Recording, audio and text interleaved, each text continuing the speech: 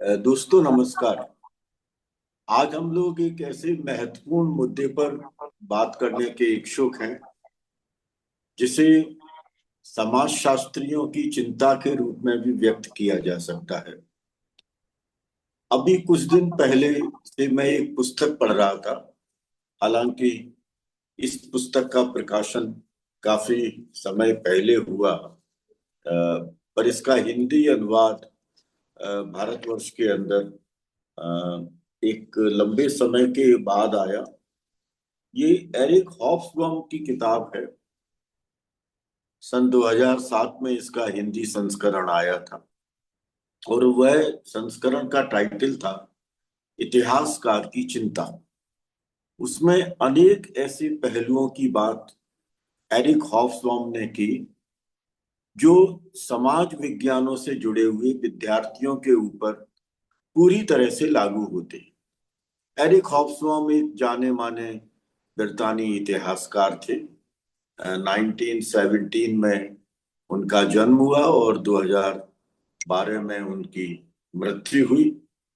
हम लोग जब एक शिक्षक के रूप में अपने विद्यार्थियों को पढ़ाते थे तो उनके कुछ महत्वपूर्ण विषय invented tradition, nation and nationalism, globalisation, terrorism इत्यादि पर चर्चा करते थे। और एरिक हॉब्सबॉम जैसे विचारकों ने हमें प्रेरित किया कि समाज शास्त्र की सीमाओं को तोड़कर हम समाज विज्ञान और मानविकी के क्षेत्र में प्रवेश करने की कोशिश करें और उसके आधार पर समाज को समझने का प्रयास करें। जब हम समाज को समझने की कोशिश करते हैं तो स्वाभाविक है कि हमारा ध्यान इस तरफ भी जाता है कि हमारे अपने विश्वविद्यालयों की या शैक्षणिक संस्थानों की, जिसको हमने कहा अकादमिक परिसर, इन अकादमिक परिसर की वर्तमान स्थिति क्या है। क्या समाजशास्त्री, और मैं ये बहुत महत्वपूर्ण तरीके से पूरी जिम्मेदारी के साथ सवाल उठा रहा हूं कि क्या हम जिस यथार्थ की पड़ताल कर रहे हैं वह यथार्थ वाकई सच है, या हम कुछ ऐसी चीजों को या कुछ ऐसे यथार्थ को, कुछ ऐसे तथ्यों को गढ़ने की कोशिश कर रहे हैं जिसके लिए हमें राज सत्ता बाध्य कर रही है, या राज सत्ता के हितों को ध्यान में रखकर, उसके दृष्टिकोण को ध्यान में रखकर हमारे अनेक बुद्धिजीवी, हमारे अनेक शिक्षक साथी उसी यथार्थ को प्रस्तुत करने की कोशिश कर रहे हैं जिस यथार्थ के माध्यम से हम राज सत्ता को खुश कर सकें या राज सत्ता का समर्थन हासिल कर सकें। ये महत्वपूर्ण बिंदु हमें ये भी सोचने के लिए बाध्य करता है एक विषय के विद्यार्थी के रूप में कि समाजशास्त्र क्या है और क्या नहीं है। और इसी से जुड़ा हुआ सवाल ये है कि विश्वविद्यालय या अकादमिक परिसर क्या है और क्या नहीं है। आप लोगों ने स्वाभाविक रूप से लुई अल्थ्यूजर को पढ़ा होगा। लुई अल्थ्यूजर एक फ्रेंच स्कॉलर थे। उन्होंने दो तरह के एपरेटस की चर्चा की थी जिसके द्वारा राज सत्ता अपने विचारों को, अपनी कार्यप्रणालियों को, अपने उद्देश्यों को हमारे ऊपर थोपने की या स्थापित करने की कोशिश करती है। कुछ तो रिप्रेसिव एपरेटस थे जो दमनकारी हैं, जैसे पुलिस है, आर्मी है, प्रिजन्स हैं, कोर्ट हैं। ये जो रिप्रेसिव एपरेटस हैं, ये रिप्रेसिव एपरेटस जब अपनी सक्रियता दिखाते हैं तो उस सक्रियता के अंदर हिंसा के अवयव शामिल होते हैं। इन सबको हिंसा करने का एक वैधानिक अधिकार राज सत्ता के द्वारा प्राप्त होता है। लेकिन दूसरे एपरेटस हैं जिनको कि लुई अल्थ्यूजर ने आइडियोलॉजिकल स्टेटस एपरेटस कहा, और उसके अंदर religion, education, family, trade union, communication, culture, politics इत्यादि को उन्होंने शामिल किया। ये जो एपरेटस हैं ये विचारधाराओं के माध्यम से राज सत्ता के द्वारा इस तरह से प्रयुक्त किए जाते हैं कि हम उन्हीं विशेषताओं की चर्चा करें, उन्हीं वक्तव्यों की चर्चा करें, उन्हीं विचारधाराओं को आगे ले जाने की कोशिश करें जिसके द्वारा राज सत्ता यानी पूंजीपति, शासक वर्ग और उसके सहयोगी समूह अपने हितों की पूर्ति करना चाहते हैं। अब इसमें मीडिया भी शामिल है, इसमें इतिहास भी शामिल है, इसके अंदर समाजशास्त्र भी शामिल हो गया है, इकोनॉमिक्स भी शामिल है, इसके अंदर परिवार तो है ही, लेकिन मुझे लगता है कि अंततः समूची शिक्षा प्रणाली इसके अंदर शामिल हो गई है। मैं इसको इस रूप में देख रहा हूं क्योंकि कुछ ऐसे घटनाक्रम हमारे सामने उभरे हैं जो हमें चिंतित करते हैं। हाल ही में जयपुर के एक महाविद्यालय के अंदर एक कांग्रेस से जुड़े हुए राजनेता का भाषण हुआ जो कि धर्मनिरपेक्षता और भारतीय समाज के स्वरूप के ऊपर आधारित था। उसके अंदर कुछ ऐसी टिप्पणियां, कथित टिप्पणियां एक राजनीतिक समूह से जुड़े हुए संगठन को लगी कि वे एक राजनीतिक नेतृत्व का कहीं ना कहीं विरोध कर रही हैं या अपमान कर रही हैं, और उसके फलस्वरूप उन्होंने एफआईआर यहाँ पर कर दी। और इसके साथ साथ राजस्थान के शिक्षा जगत से जुड़ी हुई जो औपचारिक संस्थाएं हैं, उन संस्थाओं ने उस महाविद्यालय की कार्यप्रणाली का मूल्यांकन करने के लिए एक समिति का गठन कर दिया। मुझे ये थोड़ा अजीब लगा क्योंकि एक दौर हमने वो देखा है जहां अनेक विचारकों की बड़ी तीखी आलोचना हुई है, राजनीतिक प्रणालियों की और राजनेताओं की तीखी आलोचना हुई है। ऐसा नहीं है, नेहरू की तीखी आलोचना विश्वविद्यालयों और महाविद्यालयों के अंदर अनेक शिक्षाविदों के द्वारा सार्वजनिक रूप से की जाती है, लेकिन उस पर कोई टीका टिप्पणी नहीं होती। पर वर्तमान राजनीतिक नेतृत्व के ऊपर यदि कोई टीका टिप्पणी हो जाए तो वह एफआईआर बन करके हमारे सामने आ जाती है या उसके ऊपर किसी प्रकार की कोई जांच बिठा दी जाती है। एक मैं और उदाहरण दूं राजस्थान विश्वविद्यालय का ही। राजस्थान विश्वविद्यालय ने अभी कुछ समय पहले एक वक्तव्य जारी किया। वो कहते हैं कि ये वक्तव्य लगभग सभी विश्वविद्यालयों के अंदर स्थापित होता है, जिसमें ये कहा गया कि विभिन्न विद्वान जो कि शैक्षणिक सहभागिता करने के लिए सेमिनार इत्यादि में बुलाए जाएंगे, उनको बुलाने से पहले कुलपति की, जिनको कुलगुरु कहा जाता है, उनकी आज्ञा लेनी पड़ेगी। विश्वविद्यालय की ऑटोनॉमी पर, विश्वविद्यालय की शैक्षणिक स्वायत्तता के ऊपर, विश्वविद्यालय के अंदर जो प्रिविलेंस होती है, फ्रीडम ऑफ एक्सप्रेशन और एकेडमिक फ्रीडम, उसके ऊपर यह एक बहुत बड़ा प्रहार है। और ये प्रहार केवल राजस्थान विश्वविद्यालय के अंदर नहीं है, यह जवाहरलाल नेहरू विश्वविद्यालय के अंदर भी देखा जा सकता है, ये दिल्ली विश्वविद्यालय के अंदर भी देखा जा सकता है, देश के अनेक विश्वविद्यालयों के अंदर देखा जा सकता है।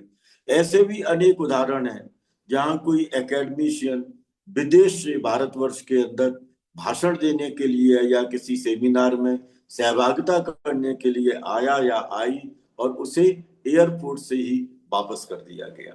ये एक कुछ ऐसा फ्रेम उभर करके आ रहा है दोस्तों, जिसमें कि कई सवाल उठ जाते हैं विश्वविद्यालय और शैक्षणिक परिसरों की कार्यप्रणाली के ऊपर। मैं एक बहुत महत्वपूर्ण सवाल आपके सामने उठा रहा हूं और वो समाजशास्त्र के विद्यार्थियों के लिए एक चिंता का विषय होना चाहिए कि क्या वर्तमान राज सत्ता समूचे विश्व के अंदर, केवल भारतवर्ष ही इसका उदाहरण नहीं है, अमेरिका भी इसका उदाहरण है, अन्य देश भी इसके उदाहरण है, क्या इन शैक्षणिक संस्थानों को असहिष्णुता की विचारधारा को फैलाने के लिए प्रयुक्त किया जा रहा है? और इसलिए मैंने कहा कि क्या हमारे शिक्षक जिन्हें मैं शैक्षणिक बुद्धिजीवियों की संज्ञा देता हूँ, और जो वक्तव्य हमको प्रिजन नोटबुक के अंदर मिलते हैं, उनके आधार पर भी अगर हम चर्चा करें तो ये जो बुद्धिजीवी हैं, ये बुद्धिजीवी क्या अब कुछ मिथकों को और कुछ झूठ को, जिसको कि आप पोस्ट ट्रुथ फ्रेम के रूप में देते हैं, उस पोस्ट ट्रुथ फ्रेम को और उन मिथकों को वैधता प्रदान करने के लिए बाध्य तो नहीं किए जा रहे। अगर ये है तो ये विश्वविद्यालयों का एक बड़ा खतरनाक स्वरूप है जो हमारे सामने विकसित हो रहा है। समूचे देश की एक सामाजिक राजनीतिक व्यवस्था के साथ अगर हम इसको जोड़ने की कोशिश करें तो हम ये पाते हैं कि एक बड़े संगठित प्रयास के माध्यम से भारतीय स्वाधीनता संघर्ष के मूल्यों को और उसमें होने वाले जो योगदान थे विभिन्न विचारकों के, उन योगदानों को समाप्त करने की या उनको हाशिए पर लाने की एक बहुत सिलेक्टिव कोशिश की जा रही है। यानी समूची पीढ़ी को गैर ऐतिहासिक बनाया जा रहा है। ठीक इसी तरह से हमारे अपने शैक्षणिक संस्थान भी ऐसा लगता है कि गैर ऐतिहासिक हो रहे हैं। मैं आपको कुछ उदाहरण दूं। राजस्थान विश्वविद्यालय के अंदर एक बहुत महत्वपूर्ण इतिहासकार के.एन. पाणिक्कर, उनका निधन हुआ। वे यहीं पर पढ़े थे, यहीं पर उन्होंने अपनी पीएचडी की उपाधि प्राप्त की थी, और उसके बाद में वे अंतरराष्ट्रीय जगत में एक बहुत महत्वपूर्ण इतिहासकार के रूप में स्थापित हुए। लेकिन उनके निधन के उपरांत राजस्थान विश्वविद्यालय ने किसी भी प्रकार की शोक सभा का आयोजन नहीं किया। ऐसे ही G C Pandey, professor Iqbal Narayan, professor Hargovind Pant, professor T K N. Unnithan, professor N K. Singhi, professor Ram Ahuja, professor Yogendra Singh, professor Raj Krishna इत्यादि ऐसे अनेक, और विज्ञान के क्षेत्र में भी professor R C. Mehrotra, professor Saraf, अंग्रेजी के क्षेत्र में प्रोफेसर लोकनाथन, दर्शन के क्षेत्र में प्रोफेसर दयाकृष्ण, ये वो हैं। ऐसे अनेक नाम मैं आपके सामने ला सकता हूं। हिंदी के अंदर प्रोफेसर विशंबर उपाध्याय, प्रोफेसर सरनाम सिंह इत्यादि, जो इस राजस्थान विश्वविद्यालय की लीगेसी को कॉन्स्टिट्यूट करते हैं, इसकी एक विरासत को निर्मित करते हैं, और इस विरासत के ऊपर विश्वविद्यालय के अंदर समग्र रूप से चर्चा नहीं होती। कभी इनसे जुड़े हुए विभाग चाहें तो उस पर छोटी मोटी चर्चा कर लेते हैं, लेकिन मैंने इन विभागों के अंदर भी इन सब को लेकर किसी भी प्रकार की कोई एक गंभीर बहस होते हुए नहीं देखी। इसका मतलब ये है कि हम अपनी लीगेसी को ठीक उसी तरह से अपने से पृथक कर रहे हैं जिस तरह की सामने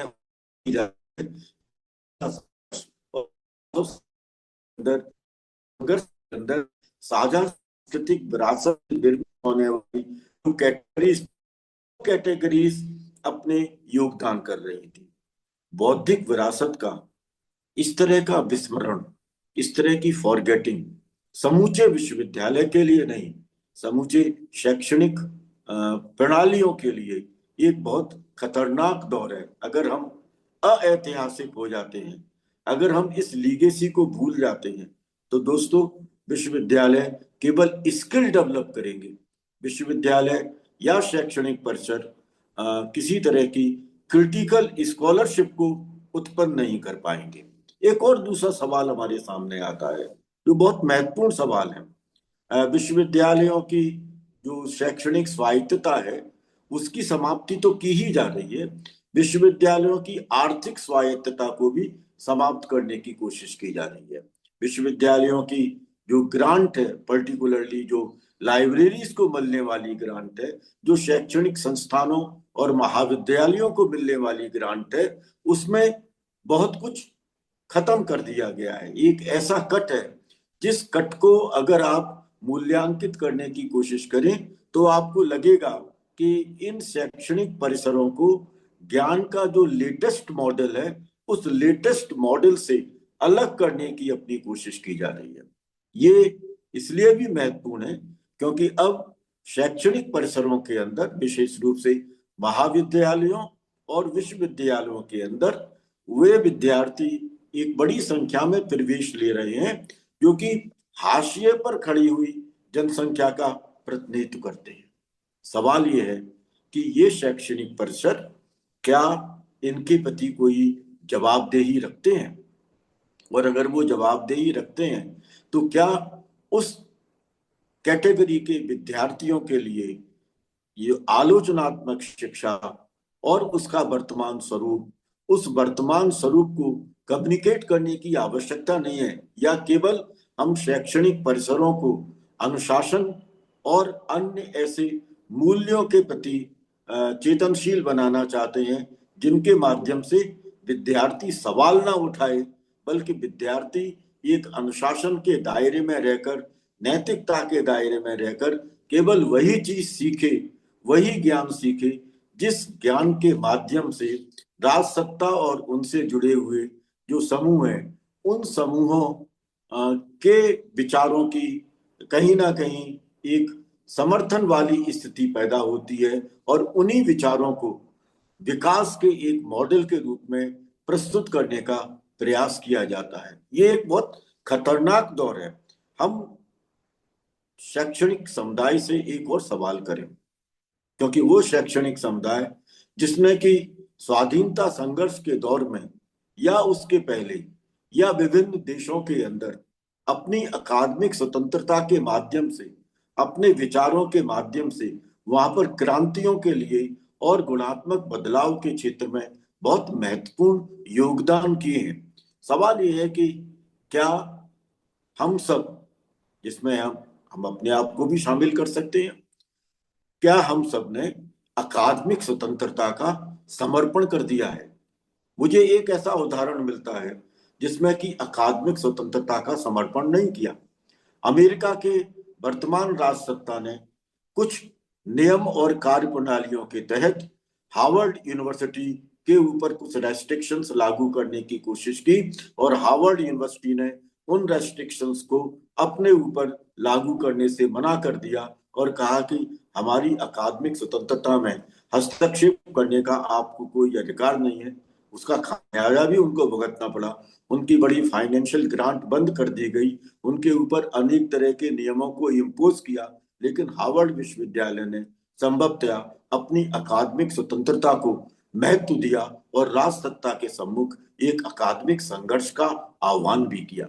ये वो स्थितियां हैं जिन स्थितियों को हम कहीं ना कहीं समझने की कोशिश करें। दोस्तों, हमारे विश्वविद्यालय शैक्षणिक स्वरूप के आलोचनात्मक पक्ष के प्रतिनिधि होने चाहिए, ताकि शिक्षा को हम समाज की विभिन्न तबकों के सामने प्रस्तुत करने का प्रयास कर सकें, और उन तबकों को हम विकास की प्रक्रिया में एक सम्मानजनक स्थान देने के लिए तैयार कर सकें। और ये तभी संभव हो सकता है जब यह समुदाय, वो चाहे आदिवासियों का हो, महिलाओं का हो, जो मार्जिनलाइज्ड कैटेगरीज के बच्चों का हो, निम्न जातियों का हो, गांव के विद्यार्थियों का हो, कि वे सब अपने सवालों को हमारे सामने प्रस्तुत कर सकें। मुझे याद है कि एरिक हॉब्सबॉम ने अपनी इस पुस्तक में, इतिहासकार की चिंता में, एक वक्तव्य दिया, और वह वक्तव्य हमारे लिए बहुत महत्वपूर्ण है। उन्होंने कहा, आपको जिन विद्यार्थियों को पढ़ाना है वे आपकी तरह, यानी शिक्षक की तरह प्रतिभाशाली हों, यह जरूरी नहीं है। हमारी जरूरत उन विद्यार्थियों को विशेषतः है जो हाशिए पर खड़ी हुई जनसंख्या का प्रतिनिधित्व करते हैं, जिनको शिक्षा बहुत देर से प्राप्त हुई है, और जिनका उद्देश्य है कि वो उस आलोचनात्मक शिक्षा को ग्रहण करके प्रस्तुत करें अपने आप को इस तरीके से कि वे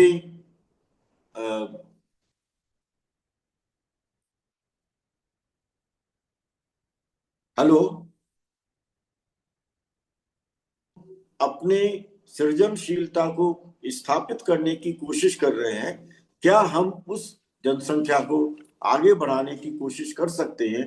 क्या हम उन विद्यार्थियों के लिए कुछ हित में काम कर सकते हैं? ये हमारे लिए बहुत जरूरी पक्ष हो जाता है दोस्तों।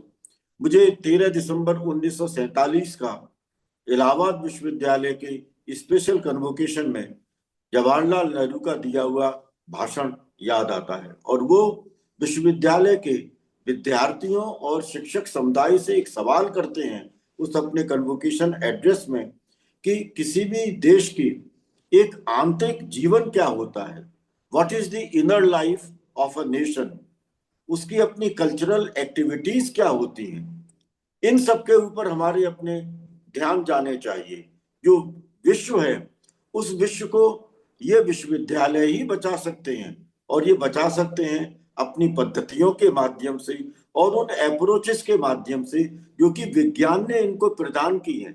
विज्ञान की पद्धतियां और विज्ञान के उपागम विश्व को सुरक्षित करने के काम आने चाहिए, ना कि इस विश्व की तबाही का संदेश देने के लिए हम उन टेक्नोलॉजिकल डिवाइसेस को पैदा करें विज्ञान के माध्यम से, जो समूची मानव सभ्यता के सामने अनेक खतरे पैदा कर देती हैं।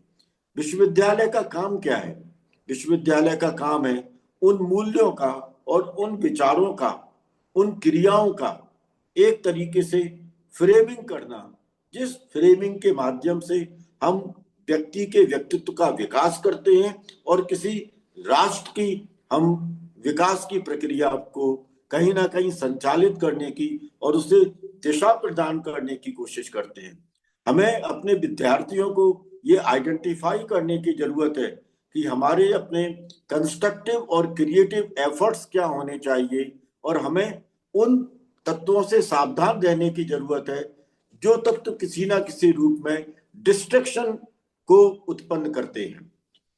विश्वविद्यालयों का काम एक और भी है, जो घृणा है, हेट है, जो वायलेंस है, जो फियर है, जो कम्युनलिज्म है और जो नैरो प्रोविंशियलिज्म है, उन सबको हमें खत्म करना है। हमें अपने भविष्य के विकास की प्रक्रिया से इन सबको निकालना है। नेहरू ने एक और वक्तव्य दिया इसी के अंदर, और जो वक्तव्य मुझे लगता है कि आज के दौर का सबसे महत्वपूर्ण वक्तव्य है। उन्होंने कहा विश्वविद्यालय मानवता के लिए खड़े हैं। ये यूनिवर्सिटी स्टैंड्स फॉर ह्यूमनिज्म। हमको टॉलरेंस को डेवलप करने की जरूरत है। हमें उस प्रोग्रेस को डेवलप करने की जरूरत है जिस प्रोग्रेस के अंदर रेस्पेक्ट है, जिसके अंदर सभी लोगों को सम्मान प्राप्त हो रहा है। हमें उन विचारों का सृजन करना है जो विचार हमको सत्य की खोज की तरफ ले जाते हैं। लेकिन अगर हमारे, और इसलिए उन्होंने कहा कि educational institutions are the modern temple of the nation. ये जो शैक्षणिक संस्थान है वो इस देश के आधुनिक मंदिर हैं। अगर ये आधुनिक मंदिर किसी तरह के संकीर्णतावाद का शिकार हो गए, अगर ये तात्कालिक उद्देश्यों के लिए किसी ना किसी तरह के ज्ञान को विकसित करने लगे, अगर ये सांप्रदायिकता और सेक्टेरियनिज्म को कहीं ना कहीं प्रशय करने लगे, तो यह देश किसी भी रूप में प्रॉस्पर नहीं हो सकता, और हमारे यहाँ के जो नागरिक हैं वे नागरिक उस रूप में विकसित होंगे जो इस मानव सभ्यता के लिए संभावित खतरे के रूप में हमारे सामने उभर करके आ सकते हैं। मुझे लगता है कि एक समाजशास्त्री की चिंता इस रूप में होनी चाहिए। हमें कहीं ना कहीं कई तरह के समाज वैज्ञानिकों को इस दृष्टि से करने की जरूरत है।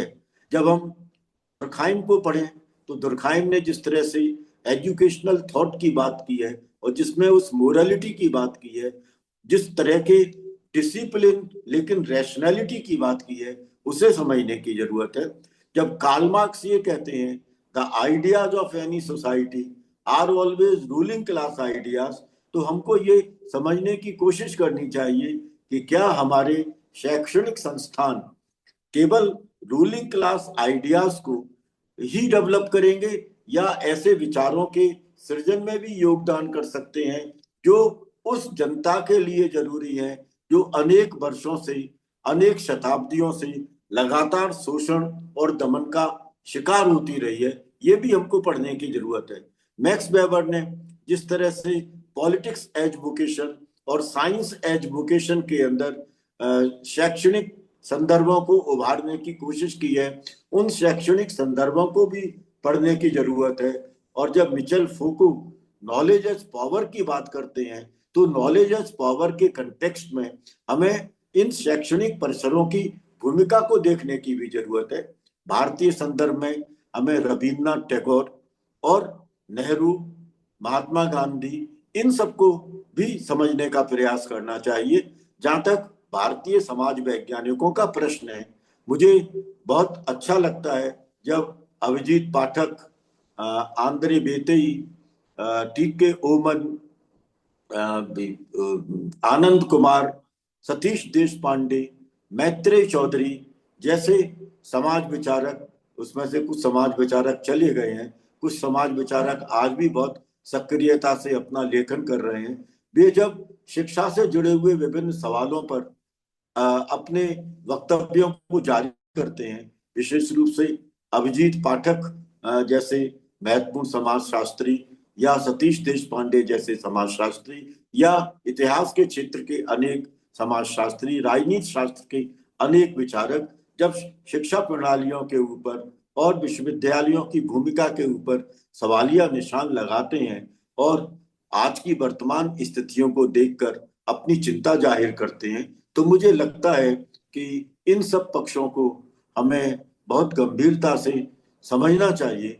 हमें इन पर विचार करने की जरूरत है, क्योंकि अगर हमारे शैक्षणिक संस्थान आलोचनात्मक शिक्षा को स्वरूप प्रदान नहीं कर सके, अगर वे सवालिया निशान उठाने की प्रवृत्ति विद्यार्थियों के अंदर उत्पन्न नहीं कर सके, अगर हमारे विश्वविद्यालय या शैक्षणिक परिषद शैक्षणिक स्वायत्तता को कहीं अपने उसको प्रोटेक्ट नहीं कर सके, तो आने वाले समय में जो शैक्षणिक संस्थान है वे पूरी तरह से कंज्यूमरिज्म के दौर का हिस्सा बन जाएंगे, जहां पर कि विद्यार्थी कंज्यूमर होगा और जो शिक्षाविद हैं, जो कि ज्ञान को प्रोड्यूस करते हैं, वो प्रोड्यूसर के रूप में, वो नॉलेज सप्लायर के रूप में अपने आप को स्थापित कर पाएंगे।